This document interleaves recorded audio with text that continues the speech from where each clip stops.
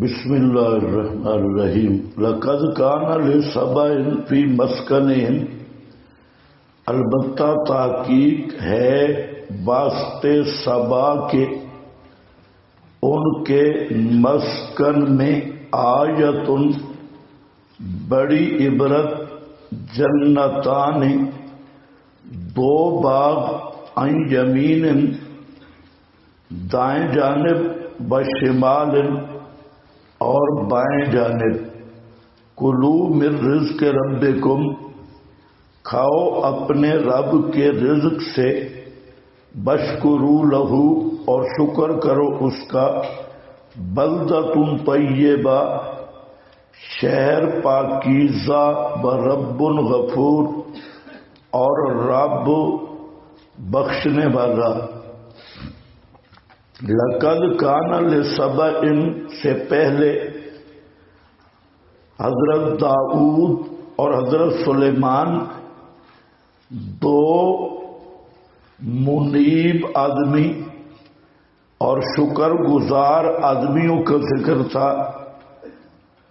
اب یہاں لقد کان سے دنیا دار ناشکروں کا انجام ہے کہ جو دنیا دار ہیں اور ناشکرے ہیں، ان کے انجام کو ذکر کیا۔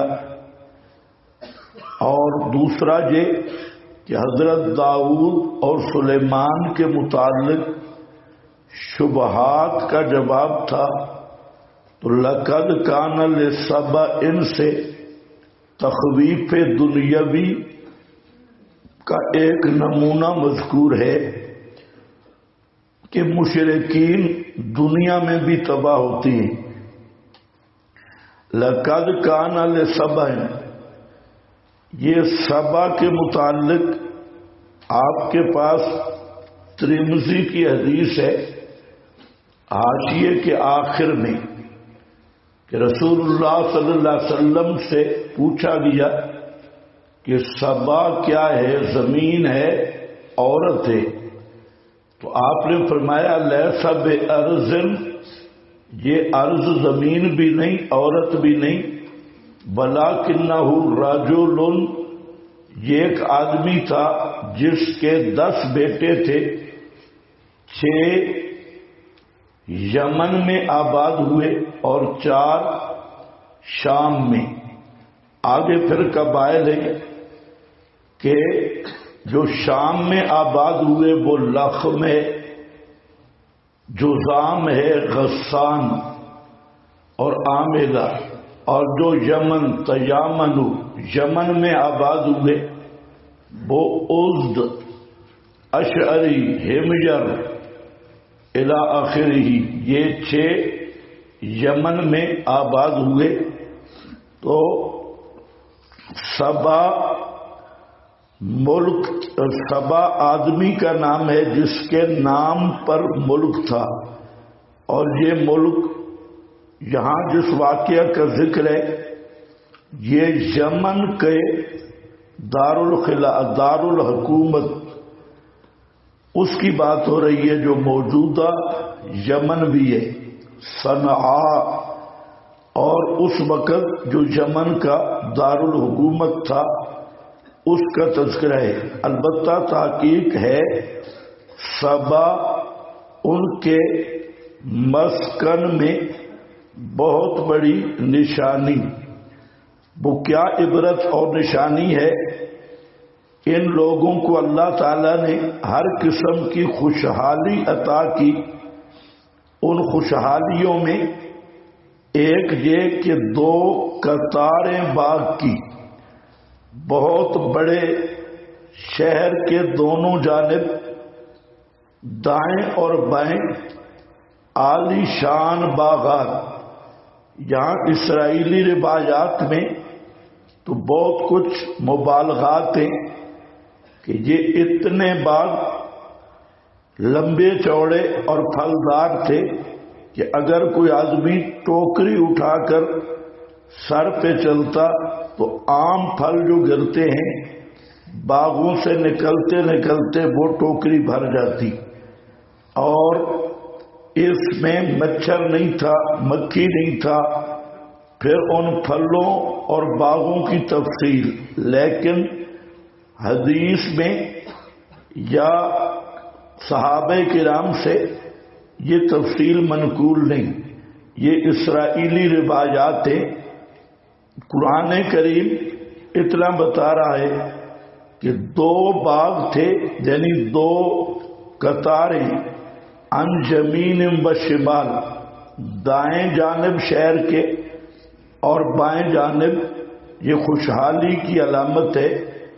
کلو، اور ان کی طرف انبیاء کرام آئے، انہوں نے آ کر اللہ کا پیغام پہنچایا، کلو من رزق ربکم، کہ کھاؤ اپنے رب کے رزق سے، واشکروا لہ، اور شکر کرو اس کا، یعنی شکر سے مراد اس کی نعمتوں کی قدر کر کے اس کی توحید مانو۔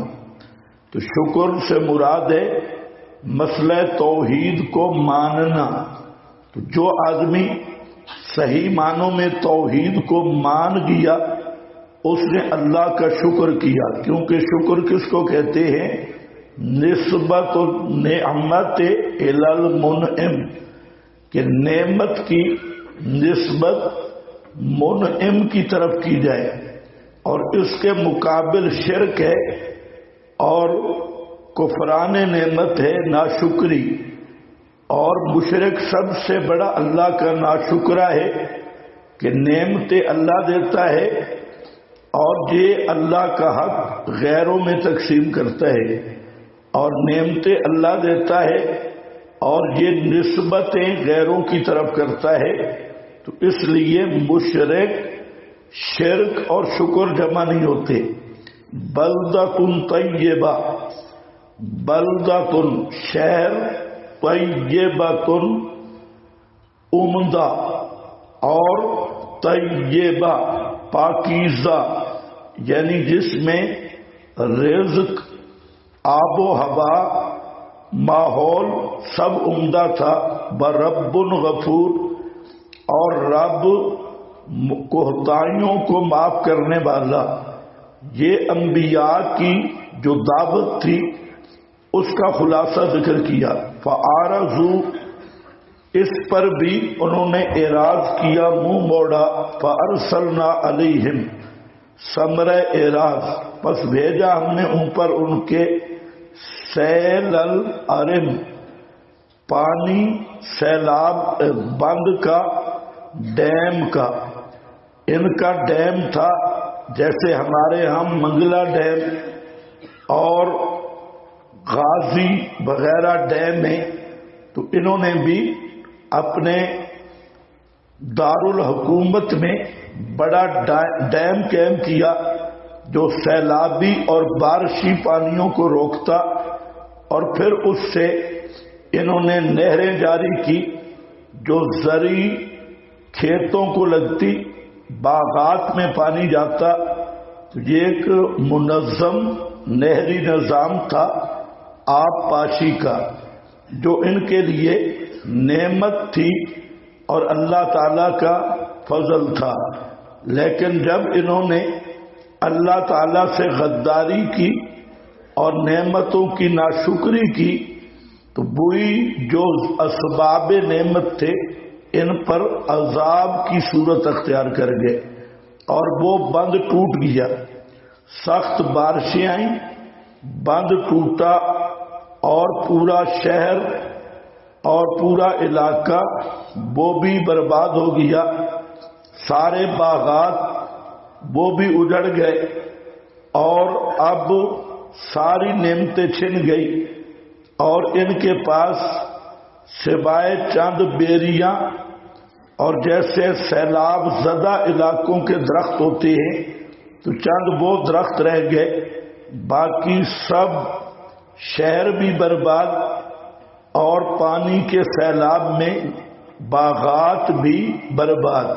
وَبَدَّلْنَاهُمْ، اور بدل دیا ہم نے ان کو دو باغ، بِجَنَّتَيْهِمْ، یہ بِجَنَّتَيْهِمْ باغ نہیں تھے، जन्नतैहिम बतौर तहक्कुम के कहा गया, इनसे मजाक के तौर पे कहा गया कि ये दो बाग जन्नतैन ज़वातै उकुलिन खमतिन, जो ज़वात तय तस्रीह है ज़ात से, जो फल बद मज़ा वाले, व असलिन और झाओ के दरख्त, बशैइम मिन सिदरिन कलील और कुछ शैइन थोड़ी सी कुछ जंगली बेरियां, और वो भी कलील कम मिकदार में।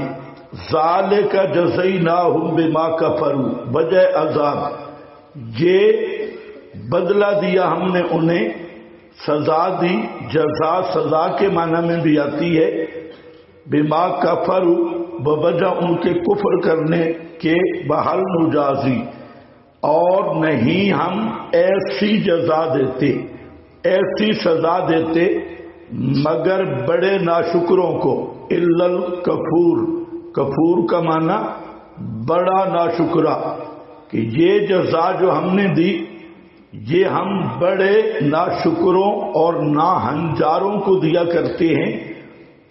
आम मामूली गलतियों पर ऐसी सजा नहीं देते। वजालना बैनहुम, दूसरी नेमत इनके यहाँ जो थी, पहली नेमत ये बागात थे और उम्दा आलीशान महल्लात, और इनके मसाकिन रिहायशें ये बर्बाद हो गई। दूसरी नेमत इनको ये मिली थी कि यहाँ यमन से लेके शाम तक और उर्दन तक और ये जितने एरिए थे इनके दरमियान हर 10 मील पर एक शहर था, और पुराने लोग जब सफर करते तो इन्हें कोई परेशानी ना होती, ना सामान सफर साथ ले जाते, बल्कि मंजिल मुकर्रर थी और दरमियान में आबादियां थी। जहां रात होती तो वो बस्तियों वाले इनको अपना मेहमान बना लेते। तो ये पूरे मेहमानी प्रोटोकॉल के साथ इनके सफर थे। बजालना बैनहुम, और किया था हमने उनके दरमियान, व बैनल कुरा, और दरमियान शहरों के, अल्लती बारकना, वो बस्तियां, वो शहर जिनमें हमने बरकतें रखी हैं।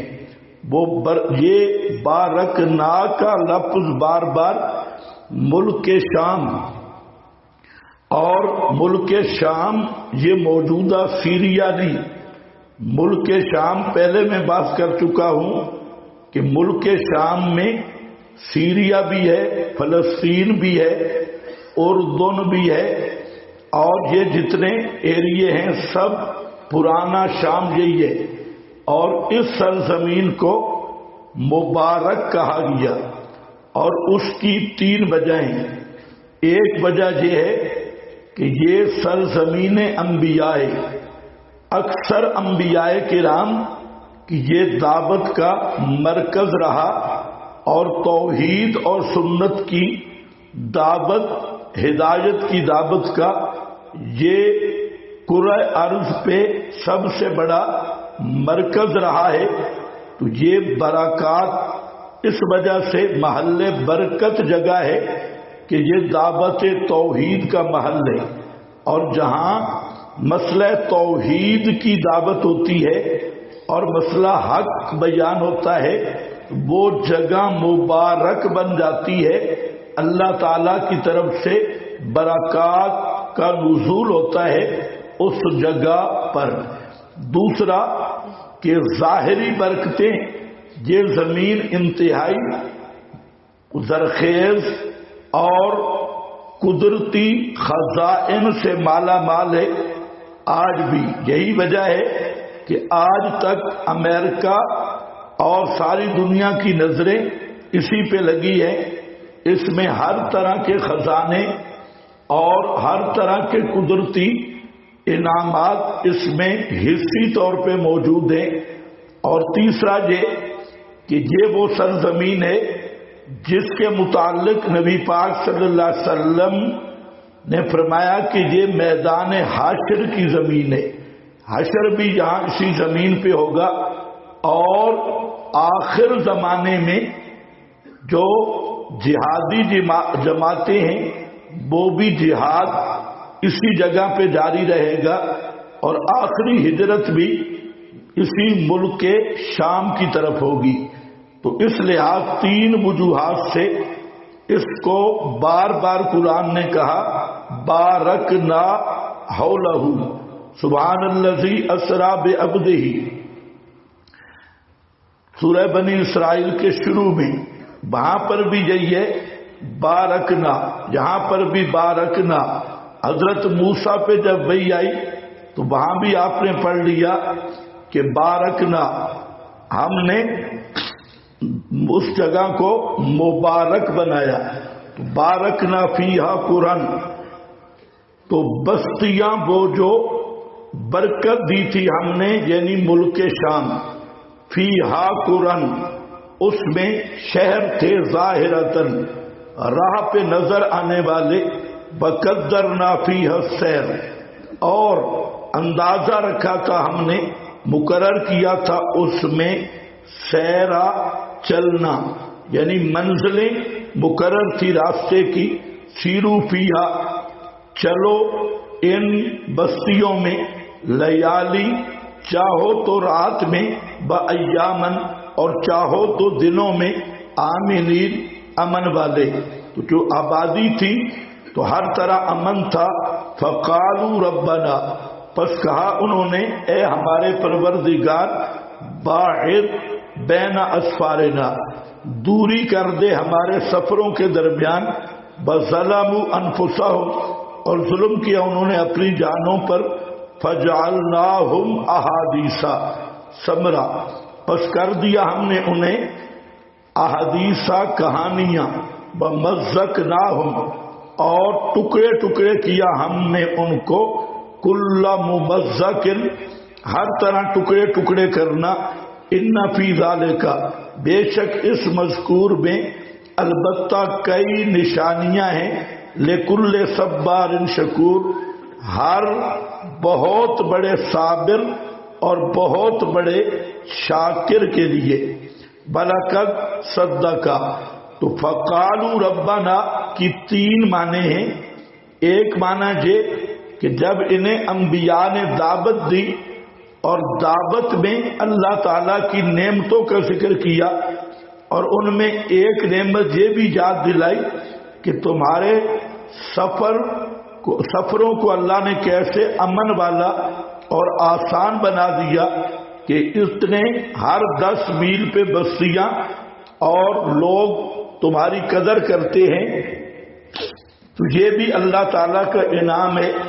تو انہوں نے مشرکین عرب کی طرح یہ بات کی کہ باعد بین اسفارنا، جیسے انہوں نے کہا اللہم ان کان ھذا ھو الحق من عندک فامطر علینا حجارۃ من السماء. تو مکہ والوں نے یہی کہا تھا اگر یہ حق ہے ہم پہ آسمان سے بارش نازل کر. تو انہوں نے انبیاء کو جواب دیا ہم مسئلہ نہیں مانتے، اور کہنے لگے حضرات انبیاء نے کہا نہیں مانو گے نعمتیں چھن جائیں گی. تو وہ خود دعا کرنے لگے یا اللہ ہمارے یہ نعمت چھن جائے اور یہ بستیاں برباد ہو جائیں. تو بسا اوقات آدمی اپنے خلاف بھی دعائیں کرتا ہے، اور یہ ضد اور جہالت کی بنا پر. دوسرا یہ قالوا ربنا باعد، یہ بنی اسرائیل کی طرح جب آدمی کو نعمتیں ملتی ہیں تو ایمان نہ ہو تو نعمت کی قدر نہیں رہتی، اور منعم کا شکر کرنے کا جذبہ بھی نہیں رہتا. تو آدمی ان نعمتوں کو بھی عذاب سمجھنے لگتا ہے. جیسے بنی اسرائیل کو من سلوا ملا، انہوں نے کہا ہمیں دال ساگ چاہیے، تو وہ اس پہ گزارا نہ کر سکے. تو یہ انسانی فطرت ہے کہ جب کوئی چیز وافر مقدار میں مل جائے تو اس کی قدر نہیں رہتی، اور وہ پھر اپنی طبیعت کے مطابق ناقص چیزوں کا متمنی ہوتا ہے۔